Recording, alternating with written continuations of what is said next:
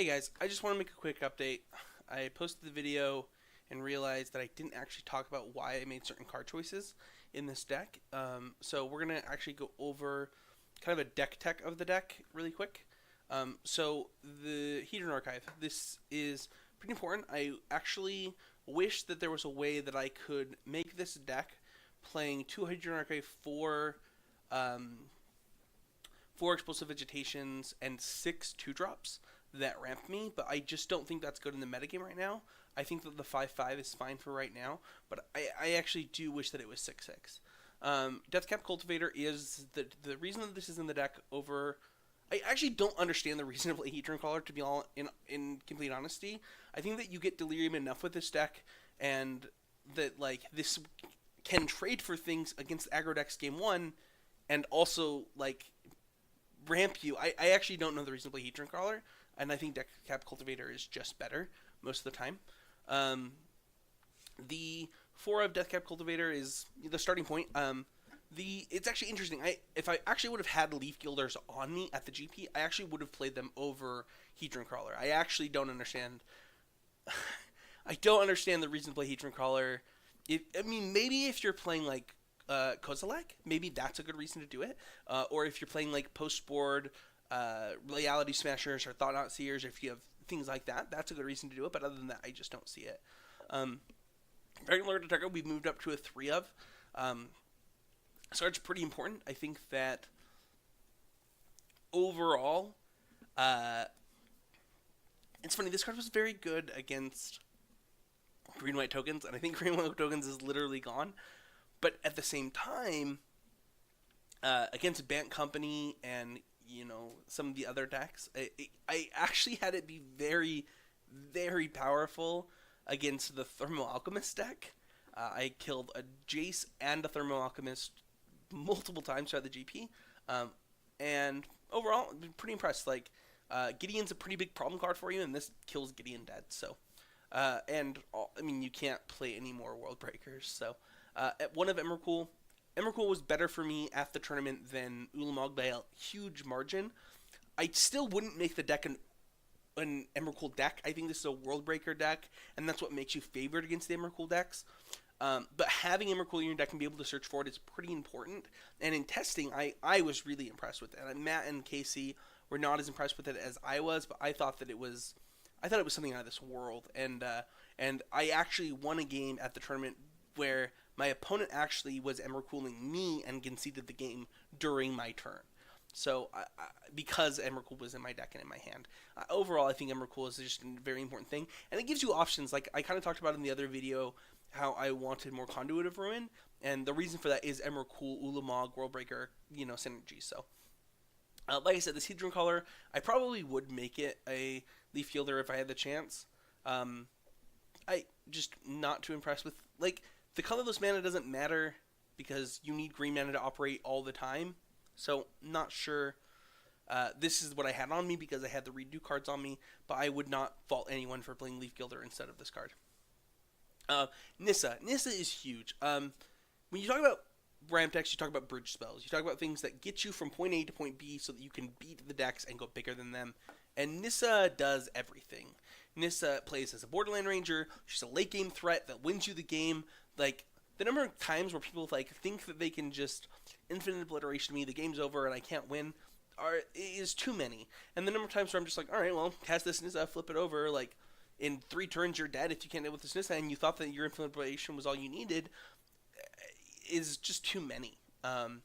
Also, like, she's good against aggro, she's good against midrange, like, she is not good against Band Company. That is not a matchup she shines in. But most of the other matchups she's pretty great in.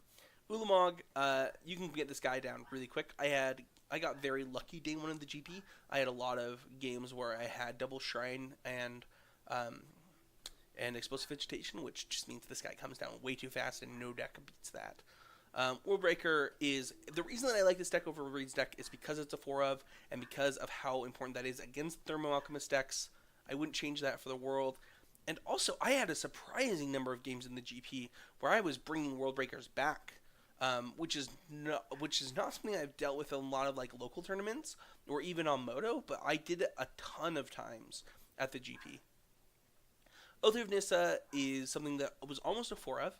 I almost played the 4th Oath of Nyssa over the Hedron Crawler. Overall, I like the card. I think that it does a lot. It lets you keep hands with red spells that you wouldn't otherwise be able to keep, such as Chandra, and also can very easily dig you to something like an Evolving Wilds and things like that. When overall, I wouldn't play this deck without this or Traverse Through the Uvenwald.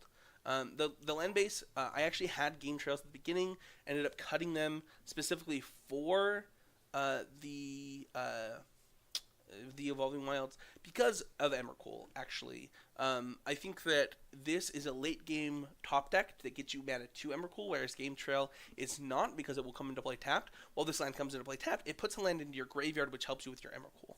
So that is the reason for the switch there. Sanctum of Ugin, Shrine of Forsaken Lands, you guys know the story on those. Chandra Flamecaller was once a 4 of in this deck. With the way the metagame has shifted, I think that the 3 of is totally reasonable and something that I think is justifiable. I wield Chandra a lot at this tournament. It makes me want to try that Japanese version of the deck a lot more because they have Chandras and they have the 3 mana spell that lets you wheel your hand also. Chandra was very good for me the entire tournament. I could actually see playing a 4th in the board over some of the other stuff that I'm playing. Explosive Vegetation is the reason to play this deck. This is an Explosive Vegetation deck. There are decks, such as Black-White, that literally can't beat this card. They'll win some games, but they're not going to win many when you resolve an Explosive Vegetation, and that's the reason to play the deck. And it also makes you very favored against other Emrakul decks, and overall, that's a huge deal. Incendiary Flow is a huge addition to the deck. A lot of people thought, including me actually, who thought that the Spell Queller's it's the end of the game. You can never win another match once Spell Queller is in play. And there were so many games in testing and at the GP where I would cast an Instant Pilgrimage, they would Spell Queller it, I would take a couple damage, untap, Incendiary Flow, get my mana still, play another thing, and it was huge. It was huge inclusion in the deck. It beats Spell Queller. It beats a lot of things, and I wouldn't play this deck without 4 Incendiary Flows. I think that was the perfect meta game call for me, and was huge enjoyment for me in the deck overall. And also, the Exile effect was so annoying for some people, and I really appreciated that. So, the sideboard, we played 1 Conduit of Ruin, 1 Green Warden Marasa. That could either be a Chandra or another conduit, to be completely honest with you. Johnny Offshoot wouldn't cut those. They make your Pyro matchup playable. I beat Pyro 3 times at the GP, I think. Maybe it was twice. I'm not sure. But huge, the card gains you so much life in this deck with Explosive Vegetation, this Pilgrimage, and just basically turns off a huge part of their strategy. This spot is often dictated between Den Protector and Tireless Tracker. Tireless Tracker does a lot of things. I had a game where I got to draw 5 extra cards, and my Tireless Tracker got huge. It kind of depends on the metagame and what you expect, what you want. If you're playing something like Fire Impulses in your deck, I could see playing Den Protector, things like that. Kozilek's Return is allocated to the board in my deck. I know that a lot of strategies will play this in the main deck. Overall, I think that because I'm playing things like Deathcap Cultivator and Hedron Crawler or Leaf Gilder, if you play my updated list, then yeah, you don't want to be killing your own guys with your Kozilek's Returns, but they are good in so many matchups that you just kind of want them in the board. 3 of Running Volley is another change. This is up from 2. Actually, right now, I probably would cut this to 2 and have the Chandra. I actually really like this card against Band Company right now. But like I said, I think Chandra's so good against Band Company, I would actually probably cut a Running Volley and play the 4th Chandra in the board. And but it's quite good against both Spell Queller, Reflector Mage, Avacyn. They play so many, and also surprisingly good against their most annoying card, Selfless Spirit. It's very good against Chandra, and you really want something to kill the Selfless Spirit so you can play your Chandra or wipe their board, and gain that advantage. So Running Volley was huge for me all weekend, and very good against the Bank Company decks. And Roast is important. There are days where you cannot beat big things, and it's if it's actually surprising how good something like Kalidas can be against your deck if they can get a zombie. Or Reality Smasher. If you think they're boarding in Reality Smashers and you don't have Roast in your board, you're going to be in big trouble. And also, like, it's just another removal spell that it's kind of a hedge. So I could play something like another Lux Return or Magma Spur. What is the card called? Fiery Impulse or something.